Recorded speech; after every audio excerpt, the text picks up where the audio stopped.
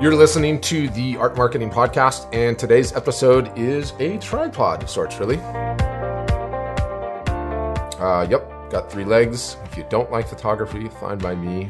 You could consider it also a stool at your favorite bar. Beer is extremely cold, and the game is on and about to start. So what are the 3 legs then? You get it, right? Today's episode, I would argue, is right on time. It's late, and it's early. Profound, right? It can't be all 3. To which I want to respond, yes, you can, but I want to explain that. If you've been listening to this podcast for any period of time, or especially if you listen to the first episode, we sort of just launched this thing, not knowing what its voice was going to be, not knowing exactly what direction it was going to be, just knowing that we wanted to make it about hardcore art marketing tactics, not esoteric, fluffy business, but hardcore tactics learned by practitioners who are in the trenches doing this stuff every day that artists can put to use right away to start selling more art online. That much we knew for sure. What I think we didn't know as a result of coming up with the content for a lot of these episodes and for titling them and for going through all those motions is that we would end up, as I suppose a little happy accident, as a windfall of sorts, we would end up sort of articulating what it is that we believe as a business at Art Storefronts, like why we exist, what we see as the opportunity, what we see as the opportunity for artists out there for the coming years, right? And so, which episodes am I talking about? What do I mean? I mean, the greatest time ever to be an artist. We believe as a business that 2017 and the years to come are absolutely the greatest time ever to be an artist selling art online, or any small business entrepreneur. I mean, anybody just about, right? Because as a result of all of the disruption, like we covered in that episode, I believe it's episode number 15, all of the disruption that, call it the internet, social media, or the computer we all have in our pockets at all time, has brought, it presents an opportunity to reach more people and more countries than ever before, right? That's a foundational episode to what we believe as a company. We believe it is the single solitary greatest time ever to be an artist. Okay. I get it, Patrick. I believe that. What's next? What's next is episode number 13 and 14, collectively the Does My Art Suck test. Now, that provocative title aside, this was also a foundational episode for us.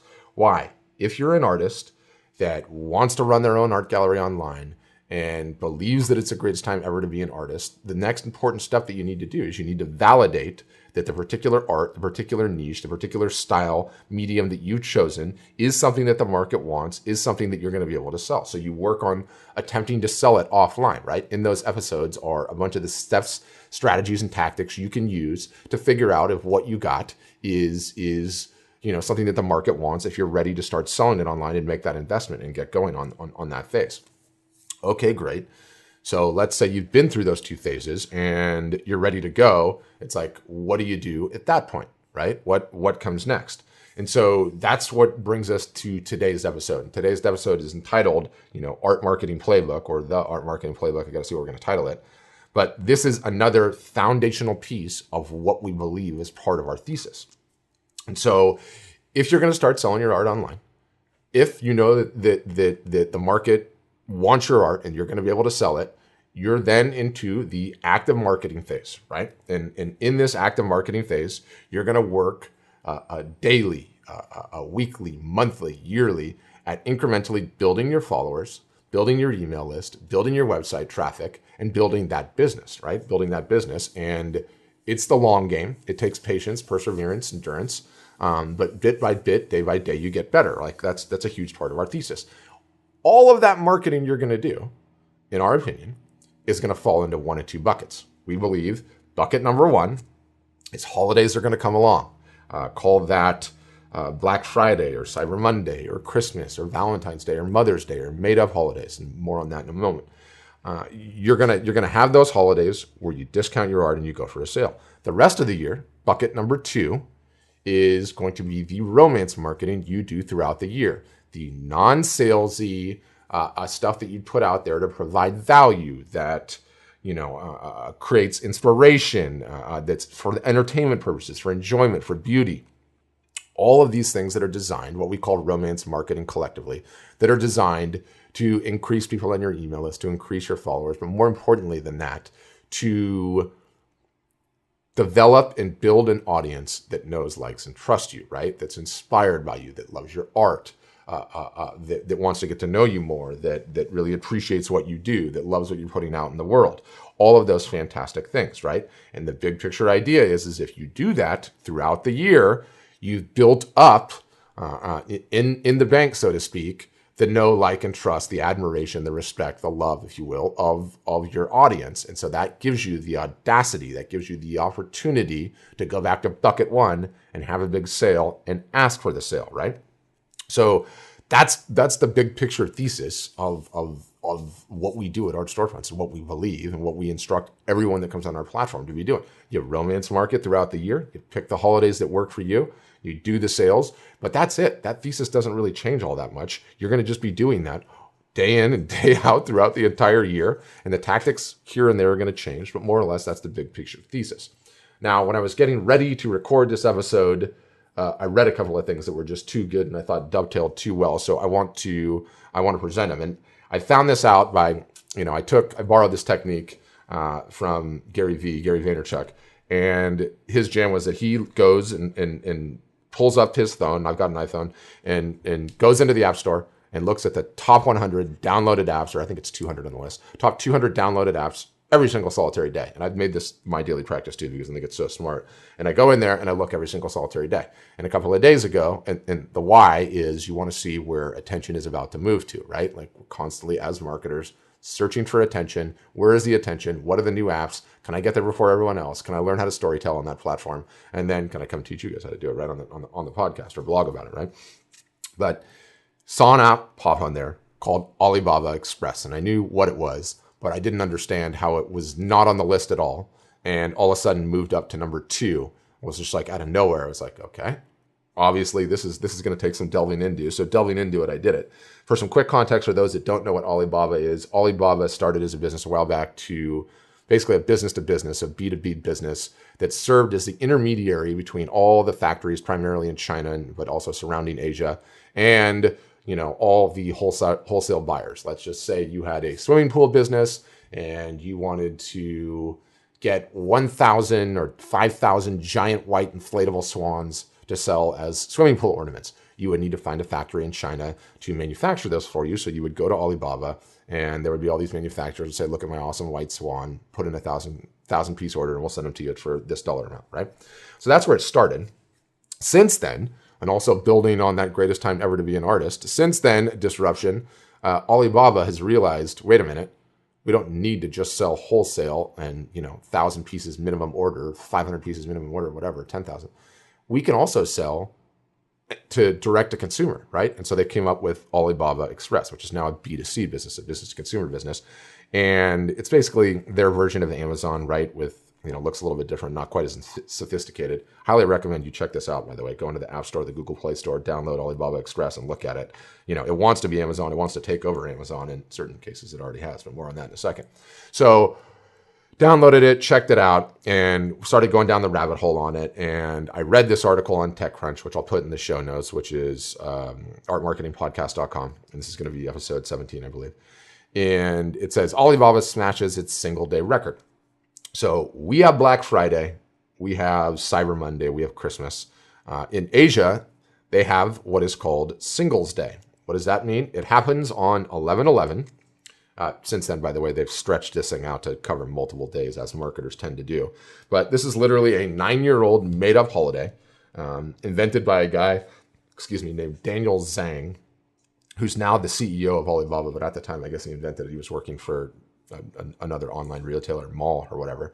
But anyway, this one just went down. It's 11/13 when I'm recording this. This thing went down on 11/11. And the stats are that it did 25.3 billion in one day. Let me repeat that, 25.3 billion in one day. Now, obviously that number is crazy, Mickey Mouse big, so we need some context to understand it, right? What did we do here in the US on Black Friday, on Cyber Monday last year? We did basically combined $6.5 billion. So made up holiday in China, 25.3 billion. Huge holidays established in America, Black Friday, Cyber Monday, 7 billion, 6.5 billion. I mean, for how long have we been hearing that China is going to take over the entire world? From militarily, economically, they're going to be the dominant world power. That's always sounded like hyperbole, and it's always felt like hyperbole. But now when I read this stat, it's like, whoa, that's a crazy amount of sales volume. My goodness. Why am I telling you this whole story? The salient detail in all of this, though, is, they're an online merchant at the end of the day, right? Just like every artist is trying to sell their art online, you're an online merchant, yes, albeit a little bit smaller. But what did Alibaba do in this situation? They invented a holiday. They did crazy discounting on the holiday. They had some scarcity, i.e. the discount's going to end, and they had a massive windfall of cash, right? The big point in that is we can copy that as individual artists and as online merchants. We can absolutely copy it. What about the Amazon version? Let's just talk about this really quickly because I think it gives some even more context.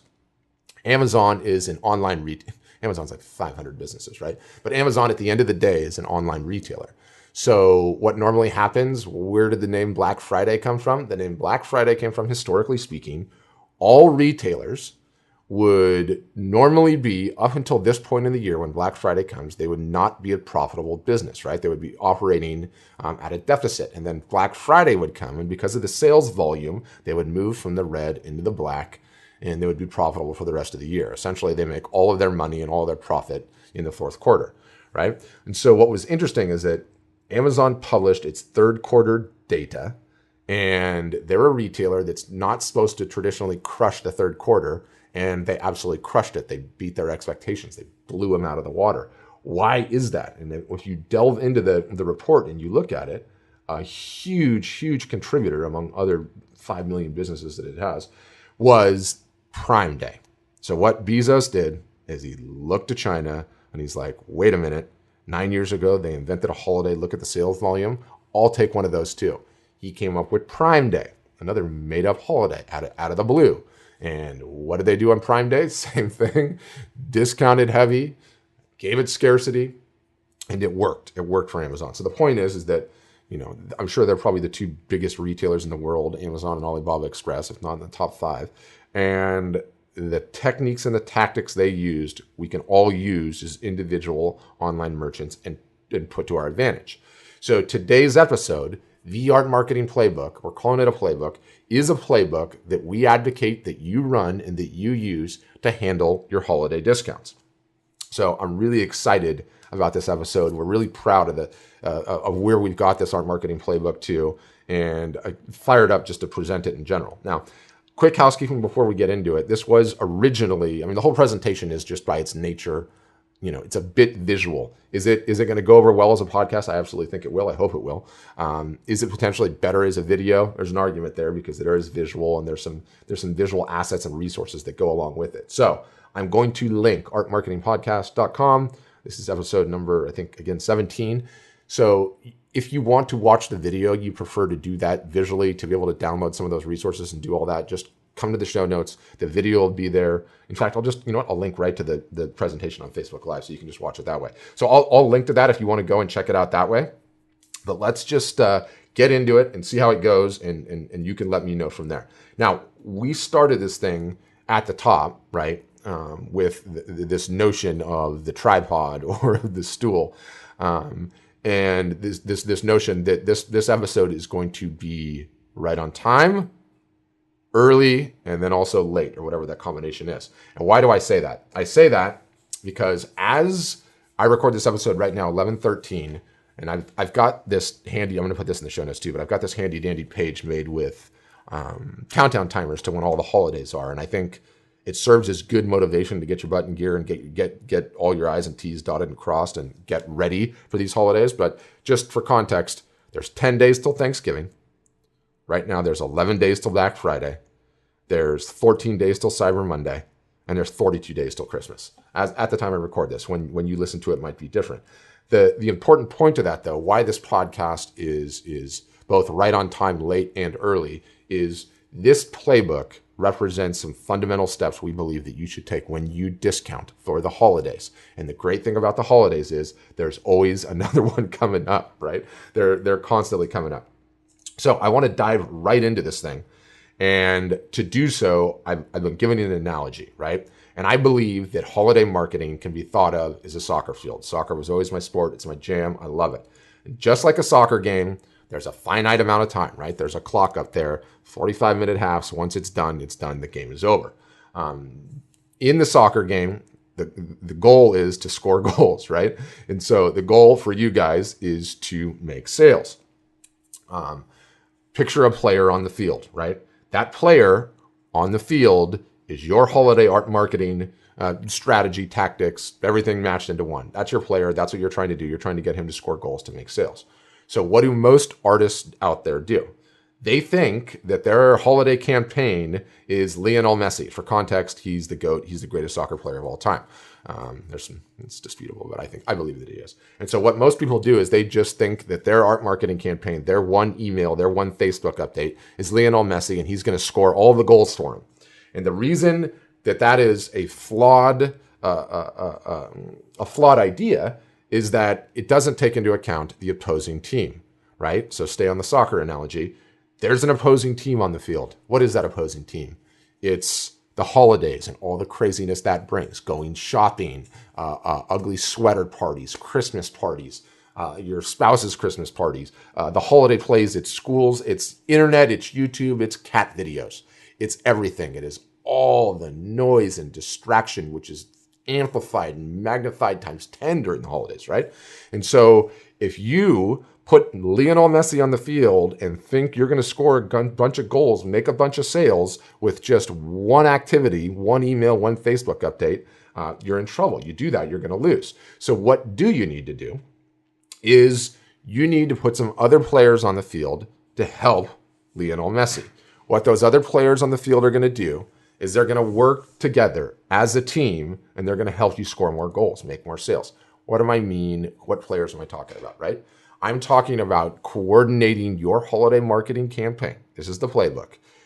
Email, Facebook, both organic and Facebook ads. Instagram, both organic and Instagram ads. Instagram stories, YouTube, phone calls, postcards, whatever you have at your disposal is your team. And how they work in conjunction is how you actually win, is how you get noticed, right? It's just understanding how to put all those pieces on the board, understanding that they all need to be working together.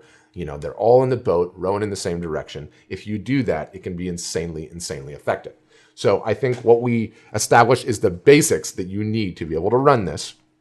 Is you need a proper website, equipped to sell art, take transactions, take credit card. You need an email service provider, ESP, MailChimp, Aweber, Constant Contact, Drip, whoever you use. You need an email list. Don't worry about the size. As long as you have one, even if there's one, you can run this.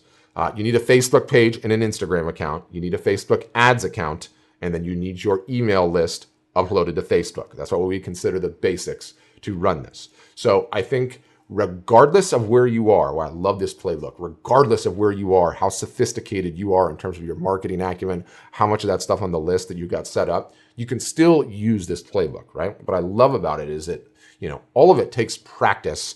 So you break off what piece you can, you run what part of it you can, and you do it once, you get better, you do it again. These holidays are going to continue coming up. There's more and more and more of them. So that's what's awesome about it. So what I want to do is I want to go through the steps and the why. This can feel really complicated, but if we break this down into the steps, I think we can make it sound easy, which it is. And so let's talk about what the big picture game plan is. So we know we have a holiday coming up. Right now, as we sit at this moment in time, we've got the fourth quarter, which is the single solitary greatest time to be selling art. More often than not, we see more art sold in the fourth quarter than sold in the other 3 quarters combined. And if not, it is certainly the best quarter to be selling art, regardless of who we are based on customer data. So the big picture game plan is the holidays are coming. You're going to pick one. You're going to create a discount. You're going to give that discount scarcity, meaning the discount is going to expire. You know, it's going to be 1 week or 24 hours or 48 hours. And we'll get into that in a second. And then the third step is that we're going to do a coordinated email and then blast all channels simultaneously. That's the game plan. And, you know, it sounds easy enough, right? But there's actually quite a bit of nuance involved in it. And I think, you know, this playbook, as I'm going to outline it to you, has some incredibly tactical parts to it, more than we could potentially ever cover in one podcast episode. But I want to really hammer hammer the steps as best as I can to give you to give you the good initial like bite of the apple, so to speak. And so I stay throughout this thing on the soccer analogy, and I break this playbook down into stages of the game. I call stage number 1 preseason training / off-season training. This is what you do before the holidays or even coming close. Number 2, I talk about the warm-ups. So these are the warm-ups right before the game. So picture you've arrived at the field with your team, you're running around, you're stretching, you're doing all that. Number 3 stage is the offer. So this is the actual discount that we're going to send. I call that the game. Number 4 is resending your email to unopens. More on that in a second. That's halftime. And then step number 5 is the 24-hour warning, right? I call this the last minutes of the game. So let me go through what each one of these steps are and what they entail. First, a note on preseason training. The line, summer bodies are created in winter, right? So something that you should be doing regularly all throughout the year, we covered this a little bit, is emailing your list romance content, i.e. non-salesy stuff. You should be doing this well ahead of the holidays. You should be doing this all year long. So it bears mentioning. So let's focus it to today, right? There's 3 levels here. So which one are you at? You're either someone that's been regularly emailing your list, romance type of content, non-salesy stuff throughout the year. Let's say like at least once a month. You could be somebody you sent some emails, some romance content, but you've done so incredibly infrequently. Or you could be person number 3. You've never emailed your list at all. This is going to be the first time you do it. So I want to kind of tell you what to do for each of them. What not to do, and this is critically important, is to have the first time you've ever emailed your list, have it be a buy my art salesy type of email. Don't recommend that. That's usually not where you see the best results. So what we do recommend that you do ahead of sending any offers, discounts, or deals is send some romance content, send some updates about you or some of your imagery and talk about a new series or talk about what you did in the studio, but do not say, and by the way, 30% off, buy my art today, right? That's not going to work if you haven't warmed up your list. Now, a great way to do this, one of the ways that we like to do this is tease the fact a sale is coming, right? So this is before the sale is even going to happen. You would send an email. I'm giving you an example of the email that has non-salesy language in it that says cheers. And I'm just going to say me, Patrick. Hey, cheers. It's me, Patrick, patricksphotography.com. P.S. The holidays are coming. I don't discount often, but when I do, it's around the holidays. Stay tuned for future emails, right? So let's just say it's the month before we're going to have our particular discount. Let's say it's Black Friday. The month before, I would send 4 emails that would just have images of my photography, and all of them, all 4, I would put a PS in there that says the holidays are coming. I don't discount often, but when I do, it's around the holidays. Stay tuned for the future emails. Discounts are coming. They're not far off now. The big sale is coming soon, right? Some sort of a way to tease it. A great way to do that is the PS. So if you're ahead of the sale enough, this is something that you can do. And for the purposes of the video that I mentioned earlier, I actually invented my own fictional photography business called Patrick's Glamis Photos. Glamis is like this place in the bottom right-hand corner of California. It's got sand dunes. It's where that Star Wars with Jabba the Hutt was filmed. And I like riding motorcycles out there, so I have photos of it. So for the visual portion of this, I actually go through this entire process and actually author the emails with the subject lines, with the photo, with everything else. So I'm just going to keep rolling from the audio standpoint. But for instance, in this email that I did with like the actual Glamis thing, subject line is motorcycles, dogs, and sunsets. Dear Steve, the only thing better than a wheelie and Glamis, motorcycles, wheelies, is nothing. Patrick. So I sent a cool image, non-salesy language. In the PS, I don't have sales often, but when I do, the discounts are steep like the Glamis stand dunes. Stay tuned. And as always, ride safe, right? So if you see the visual example of this email, and again, you can see this thing in the show notes. You can even download the images in the show notes if you like. You're sending content ahead of the sale. Important stuff of the playbook. You're sending content ahead of the sale, but you're teasing it with the PS. In the PS, you're just letting people know a sale is coming. There's no percentage discount off. There's no 20, 50%. There's no buy my art now. The psychology here is important. You're just kind of priming the pump, so to speak, making people aware that a sale is on the horizon. So I think, regardless of where you are, whether you have 3 emails on your list or 30,000, this is a great technique to do ahead of a sale, and so few people do it. Don't just have the sale, have the discount, warm them up. Even if you just do it in 1 email, it's effective, but ideally, you're sending often enough that you can do it a couple of times. So that's stage 1. preseason training, right? That's what we believe that you should be doing. Let's talk about stage 2. This is warm-ups, right?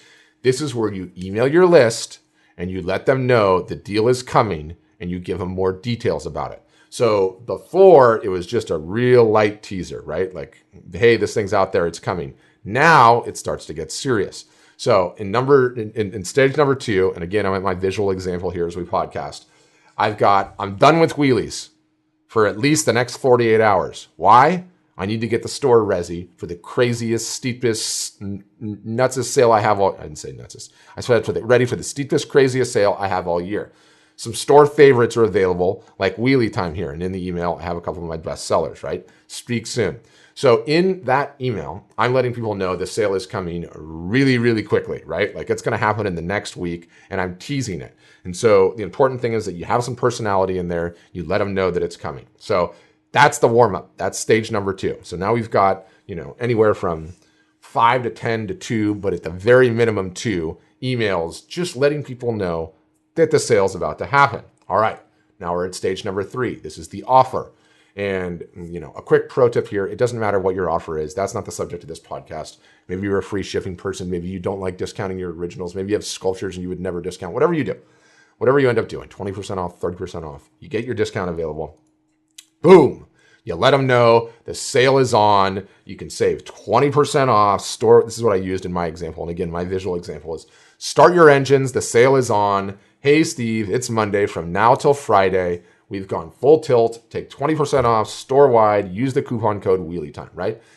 Again, here, the key is that you have a deal. It lasts a finite amount of time. It's going to expire, and there's a nice discount, right? So that's the offer. The next step, the all-important step, the step so few people take, which is so important, is the resend your email to unopens. Most email service providers make this really easy to do. You set them to say, send this email in 24 hours and only send it to the people that did not open the first email, hence the resend to unopens. And this works so fantastically well. People are busy. They're not going to open your first email. Most people didn't even see it. They saw the subject line. They blew it off. They were at a holiday party. They had too much eggnog the night before. So you resend again, and oftentimes that'll be the one that they open, right? So you do this step. You send the email to the unopens, right? Step number 5 is the 24-hour warning, what I call the last minutes of the game. This is the email that you send that says the deal is about to expire, right? It's the last email in this sequence that you send. And you say, hey, Steve, I don't even know what I have in my example here. Let me see. 24 hours left till the sale leaves the desert. Wanted to send a final reminder that the sale is about to ride off. You've got 24 hours left to lock in your biggest discount of the year. And that is a absolutely critical step as well, to let them know it's about to expire, because you'll find, what I always find is you get the most amount of people to react. We're human beings, we're procrastinators by nature, that they always end up reacting at that last 24-hour email. So if you don't remind them that it's about to expire in 24, 48 hours, whatever it is, you're not going to get there. So let's sum all of that up. You've got 5 to 7 emails, all hyping up and promoting a single offer, right? And I would say that step alone is more than what 98% of artists out there are going to do. I've subscribed to hundreds of your email lists. I see what you do for your marketing. So if you do this part of the playbook, if you do it and only it, just that, you're going to win. Everything that we went over is free. It's pretty easy to do. But it's the collegiate level. It's not even the collegiate level. It's the high school level. So let's talk about going pro, right? And why? Why do you need to go pro? And this is so important. This is also part of our thesis.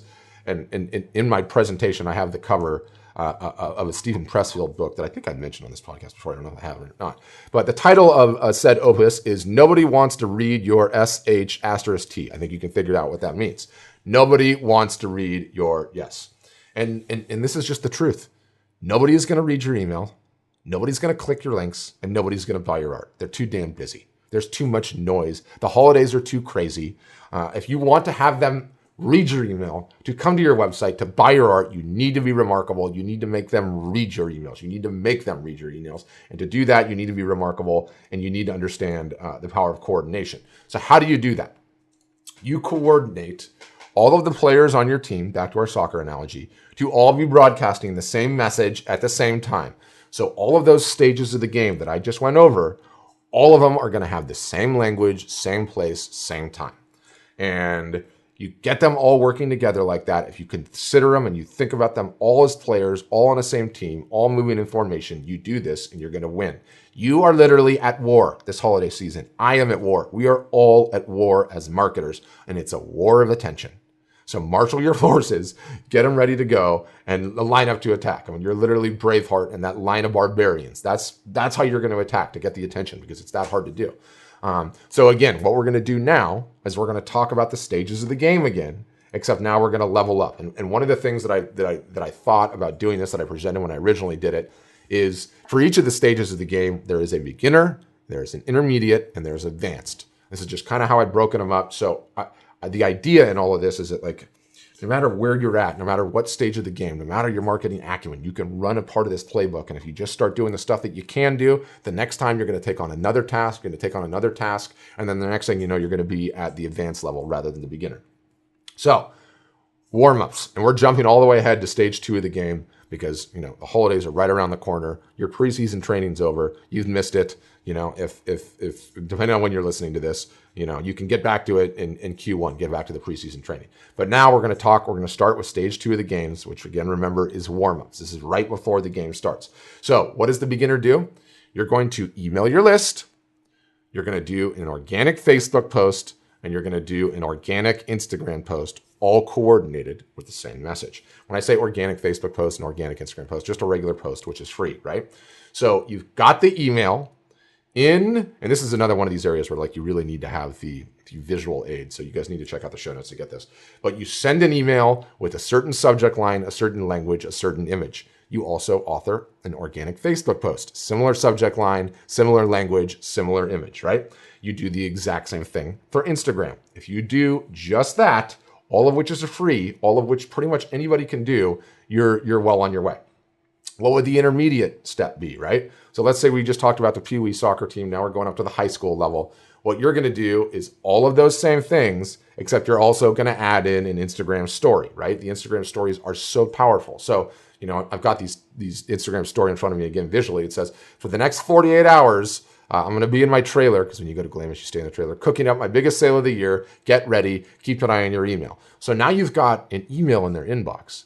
And you've got an organic Facebook post if you catch them on Facebook. And you've got an organic Instagram post if you catch them on Instagram. And you've got an Instagram story all talking about this one sale that's about to happen.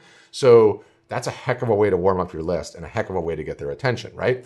If you're at the pro level, if you're Chelsea, if you're Manchester United, or if you're Barcelona, you know, one of the best football teams in the world, soccer teams in the world, what are you going to do? You're going to do all of the above. You're going to have your email. You're going to do your organic Facebook post, Instagram post. You're going to do an Instagram story, but you're also going to run Facebook ads and Instagram ads, right? Again, whatever you have in your arsenal, you're actually going to run here if you're a pro. You're going to do snail mail, YouTube, Pinterest, Snapchat, phone calls, whatever you have that's specific to you and how you've marketed and built your audience. You're going to hammer all of them, right? So you're going to have all of those platforms firing all at the same time, all with the same message, all with the same imagery. Except you're also going to have ad dollars, which means people are actually going to see your posts because, you know, you get throttled otherwise. And in my presentation, I go, why? Why would you do this? And I've got a picture of Fire Marshal Bill. I used to love Fire Marshal Bill. I don't know if the In Living Color old thing. And he goes, let me show you something. And what I utilize at this point is there's this viral video on the interwebs of 4 guys in a circle, all with like giant ball peen hammers, like the biggest hammer you can imagine. And they're pounding in this spike for a tent, and they've got it perfectly timed where they're all going boom, boom, boom, boom, and it's like it's a miraculous thing. It's one of these things that you need to see it. But the point is that by coordinating all this stuff and hammering in all of these various different venues all at the same time is how you actually get attention. It is the only way that you can get attention. It's too doggone hard otherwise, right? So that's the magic of the playbook and understanding this technique and putting it together. So let's talk about stages number 3 and 4. We just covered stage number 2, which is the warm-up. And number 3 and number 4, you've got the author, and then you've got the resend to unopens, right? I combine those into one stage.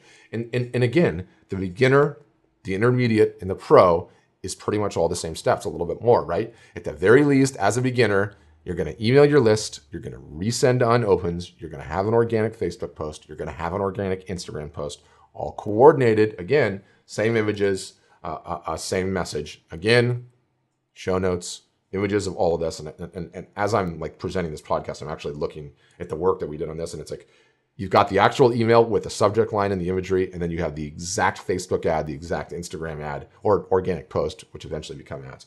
So you're going to do all of that. And you're also going to, if you're intermediate, you're going to do the story. If you're pro, you're going to have the ads running again at the same time, right? So all of those things, all firing in conjunction, working together.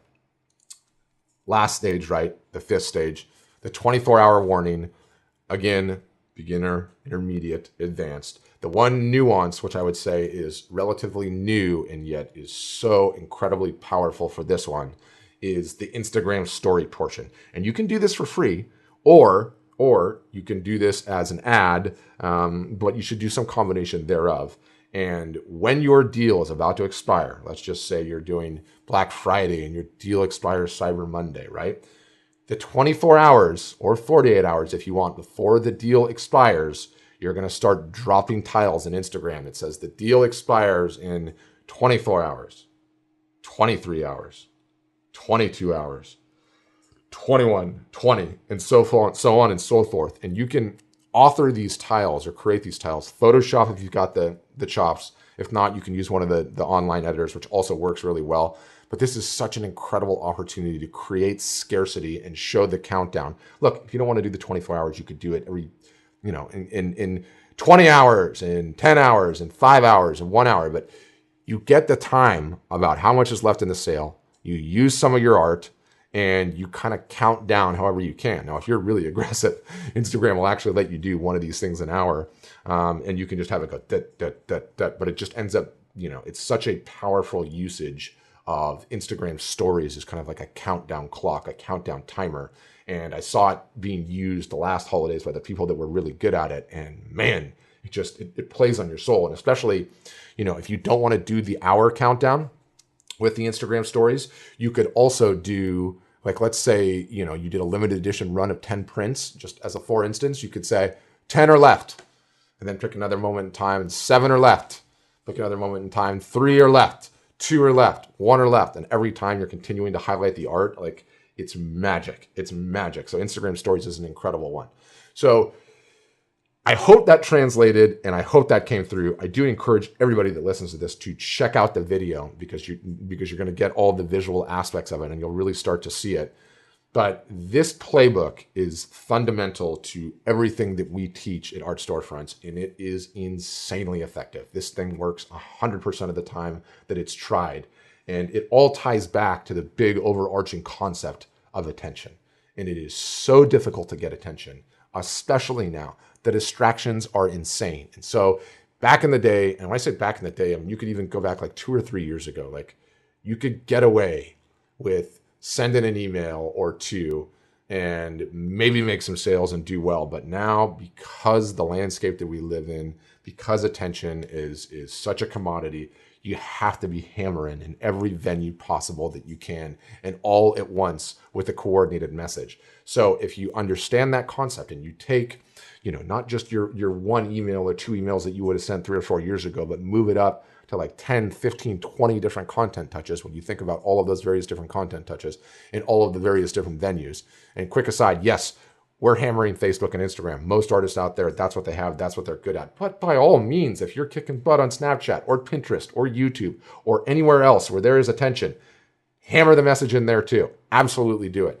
And that's the playbook. And, I'll say 2 things. One, I do some consulting on the side, and I ran this exact playbook for a huge sale that they had a couple of weeks ago and used it to a T. They're an e-commerce merchant, but a completely different type of business, and it worked crazy well. I think we more than doubled what they did last year, and that's all based on just how much attention we're able to get. So it just works no matter what you're doing.